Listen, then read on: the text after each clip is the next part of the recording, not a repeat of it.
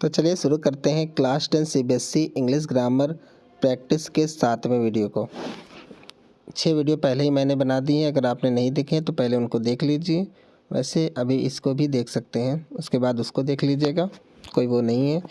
चलिए पहला क्वेश्चन को देखते हैं। जैसे इसका फर्स्ट क्वेश्चन है, fill in the blank by using the correct form of the word in the bracket for the given portion of a letter. तो जैसे ये क्या है, हमको fill in the blank highlight की करेक्ट फॉर्म को लिखना है। चलिए देखते हैं क्या हो सकता है। वैसे फॉर्मल लेटर है तो सिंपल प्रेजेंट टेंस का यूज़ होना चाहिए। This is with reference to committees letter of recommendation that highlight. ये दैट जो है यहाँ पे जैसा कि हम देख रहे हैं, दिस और दैट दोनों ही सिंगुलर सब्जेक्ट है, और सिंगुलर सब्जेक्ट के साथ हम जैसा कि जानते हैं SEIS का यूज़ करते हैं, तो काफ़ी इजी है। तो हमारा जो सही हो जाएगा इसमें यहाँ पे फिल क्या होगा, हाईलाइट। हाईलाइट लिखने के बाद एस इसमें जोड़ देंगे, हाईलाइट्स। ओके, मेरे हिसाब से समझ में आया होगा। अगले क्वेश्चन को देखते हैं, काफ़ी इजी था पहला वाला। उसके बाद अगला क्वेश्चन है, read the given sentence from a recipe review article, identify the error and supply the correction in the sentence. तो हमको एरर ढूंढनी है। जैसे क्या है, this delightful recipe must keep your hunger pangs at bay with its balance spices and oriental flavour. तो यहाँ पे जो एरर है मस्ट में है। मस्ट जो लगता है जब कोई बाउंडेशन होती है, कोई फिक्स्ड काम होता है, जब ज़रूरी होता है, बहुत ज़्यादा ज़रूरी होता है। जैसे student must write in blue और ब्लैंक इंक। तो जहाँ पर ज़रूरी कंपनसेशन मतलब बहुत ज़रूरी होता है, वहाँ पर हम मस्ट का यूज़ करते हैं। तो मस्ट यहाँ पे नहीं रहेगा, बल्कि क्या रहेगा, विल रहेगा। मतलब ये जो रेसिपी है आपको, ये जो इसकी जो बैलेंस राइस स्पाइसेस, इसमें जो ओरिएंटल फ्लेवर है, ये आपको दूर रखेंगे, जो भी है उससे दूर रखेंगे। बस हमें इतना याद रखना है, जो मस्ट रखता है और जब बहुत ज़रूरी काम होता है वहाँ पे लगता है। उसके बाद हमारा अगला क्वेश्चन है, मेरे हिसाब से समझ में आया होगा। थर्ड क्वेश्चन को देखते हैं। Abhilash and Neha had a conversation about the inauguration of Neha's dance academy, report Abhilash question. जैसे यहाँ पे हमें अभिलाष के क्वेश्चन को रिपोर्ट करना है, और अभिलाष किससे पूछता है, नेहा से। तो इसका क्या हो जाएगा, इसका हम पूरा लिख दें तो क्या हो जाएगा, इंट्रोगेटिव है।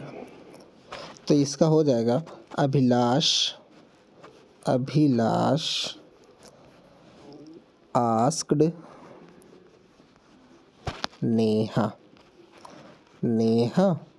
उसके बाद ये हमारा इंट्रोगेटिव वर्ड से शुरू हुआ है, सॉरी क्वेश्चन हेल्पिंग वर्ब से शुरू हुआ है। तो जैसा कि हम जानते हैं, अगर हमारा हेल्पिंग वर्ब से शुरू होता है तो हम कंजंक्शन इफ़ या वेदर का यूज़ करते हैं।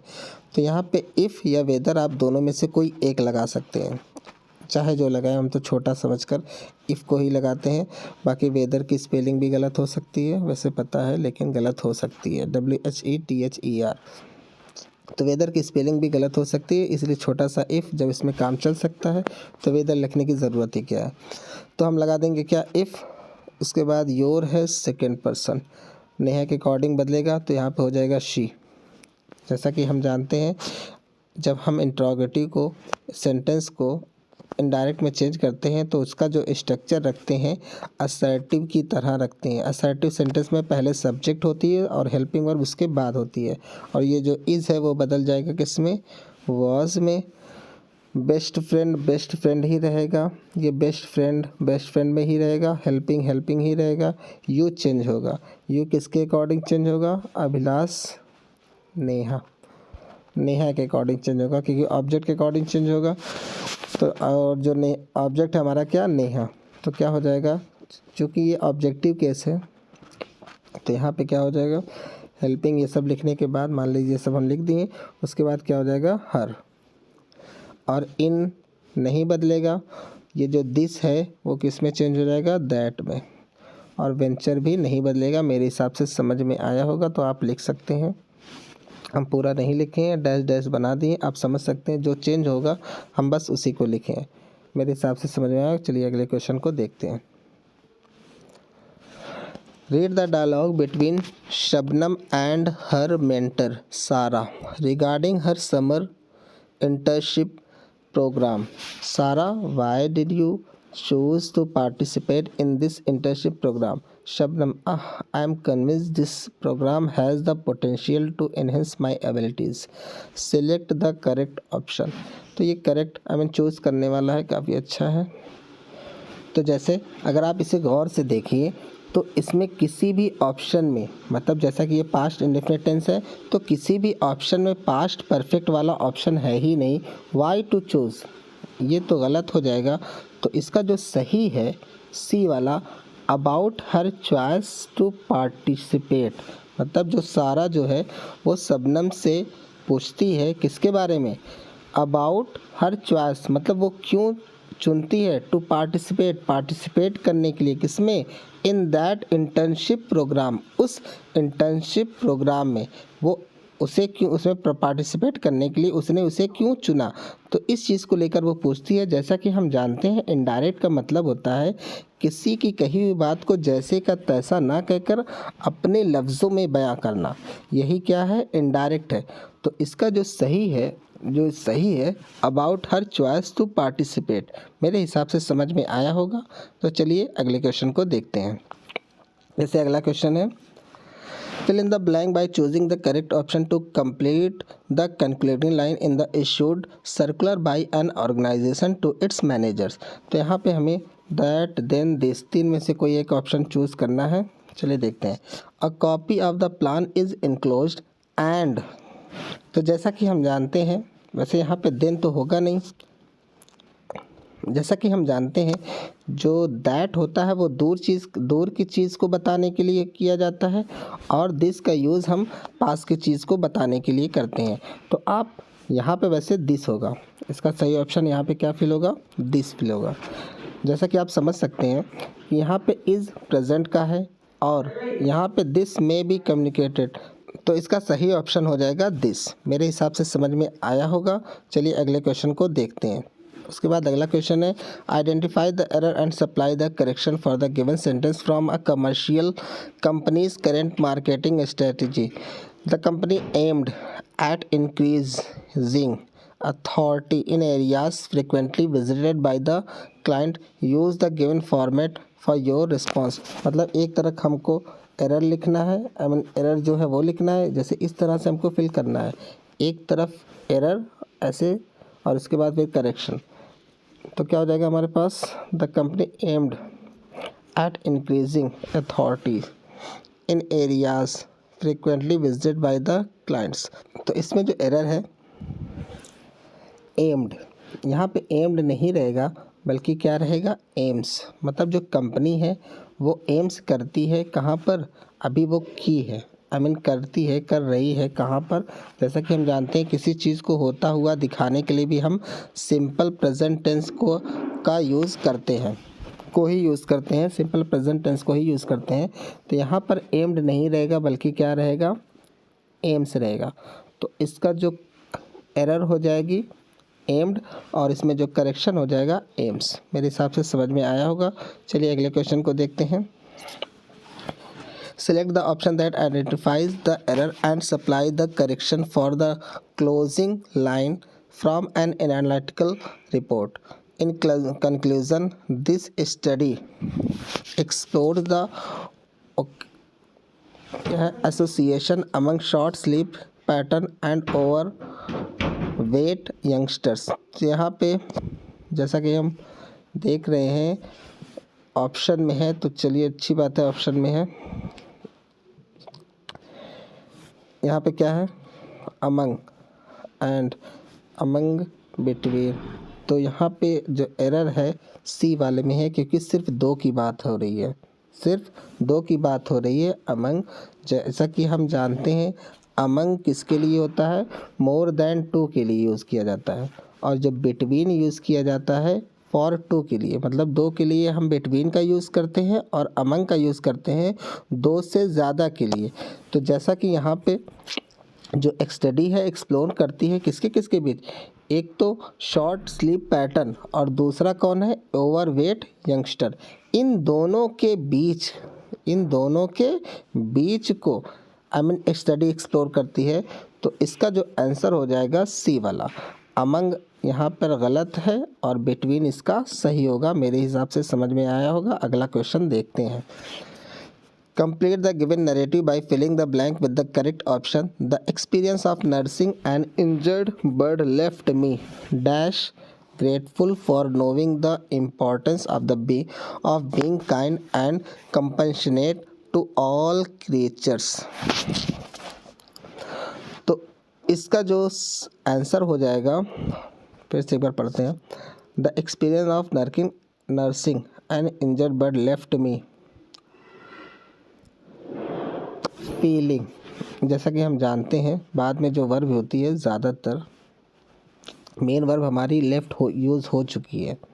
जो मेन वर्ब अगर हम देखें ध्यान से समझिएगा, जो मेन वर्ब लेफ्ट है वो यूज़ हो चुकी है। अब बाकी जो वर्ब है उसको हमको जोड़ना है। तो जो बाकी वर्ब को जोड़ने के लिए या तो हम V1 फर्स्ट फॉर्म का यूज़ करते हैं या तो हम ING फॉर्म का यूज़ करते हैं। और V1 जो ज़्यादातर लगता है टू के साथ, जो टू के साथ हम क्या यूज़ करते हैं, V1 का यूज़ करते हैं। और बाकी किसी के साथ भी हम ING फॉर्म का यूज़ करते हैं। तो क्या हो जाएगा, लेफ्ट मी फीलिंग ग्रेटफुल। तो यहाँ पे हमारा जो ऑप्शन है ये जो फीलिंग सही हो जाएगा। मेरे हिसाब से समझ में आया होगा। चलिए अगले क्वेश्चन को देखते हैं। Report the dialogue between a vendor and his customer by completing the sentence. Vendor, it is nice to see you sir. Customer, yes indeed, and like last month I have been away for quite some time this month.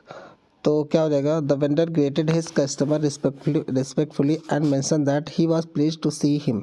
The customer answered in affirmative. मतलब जो yes को हम affirmative में भी बदल सकते हैं, agreeing भी कर सकते हैं। अफर्मेटिव एंड एक्सप्लेन दैट, तो मतलब यहाँ से हमको करना है अनलाइक से। अनलाइक द लास्ट मंथ, यहाँ पे आई कस्टमर के अकॉर्डिंग, तो क्या हो जाएगा, ही हो जाएगा। और ये जो हैव है वो किस में चेंज हो जाएगा, हैड में। तो हो जाएगा unlike last month, unlike the last month he had been away for quite some time. This को दैट में बदल देंगे। जो जो बदल रहा है उसी को लिख देना है क्योंकि काफ़ी ज़्यादा लिखना है इसमें। यहाँ पे ही बदल जाएगा हमारे पास, ही आई जो ही में, और उसके बाद ये जो हैव है वो बदल जाएगा किस में, हैड में। बाकी सब जैसे का तैसा हम इसके आगे लिख देंगे। मेरे हिसाब से समझ में आया होगा। चलिए अगले क्वेश्चन को देखते हैं। Fill in the blank by choosing the correct option to complete the live feed on a school news channel. Congratulations change mark makers, the regional competition awards have been announced and our school music club had been तो होगा नहीं क्योंकि जीता है। will win जीत चुकी है, will भी नहीं रहेगा। was winning, तो इसका जो आंसर हो जाएगा has won। तो इसका सही फॉर्म जो डी वाला इसका सही हो जाएगा। मेरे हिसाब से समझ में आया होगा। चलिए अगले क्वेश्चन को देखते हैं। Complete the line from a self awareness song by filling the blank with the correct option. The river runs present indefinite में है। सबसे पहले हमको देख लेना है कि जो पोम है वो किस टेंस में है। सबसे पहले इसको हमें देख लेना है। बाकी उस हिसाब से हम करने की कोशिश करेंगे। चलिए देखते हैं। The river runs through your veins, the trees and mountains dash your name, dash your name. Call होगा नहीं।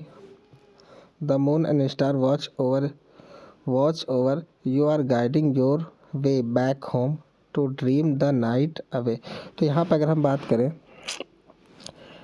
जैसे कि द ट्रीज एंड माउंटेन्स, दो प्लूरल सब्जेक्ट है, वैसे प्लूरल सब्जेक्ट है, कॉल हो सकता है। हैड तो नहीं हो सकता है, कॉल्स नहीं हो सकता है।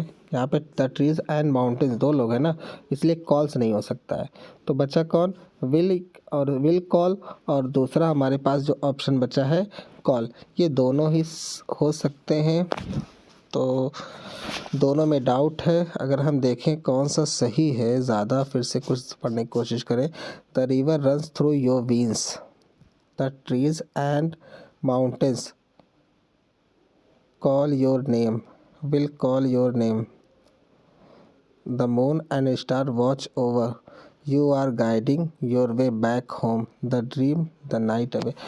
तो इसका जो आंसर हो जाएगा कॉल, मतलब बी। जैसा कि हम जानते हैं ज़्यादातर जो भी पोम होती हैं उसमें टेंस बदला नहीं जाता है, लेकिन अगर ये सेंटेंस होता विल कॉल योर नेम, मतलब आपका नाम पुकारेंगे। यहाँ पे पुकारेंगे ये गलत हो जाएगा, पुकारते हैं, आपका नाम पुकारते हैं। तो इसका जो सही ऑप्शन हो जाएगा कॉल। मेरे हिसाब से समझ में आया होगा।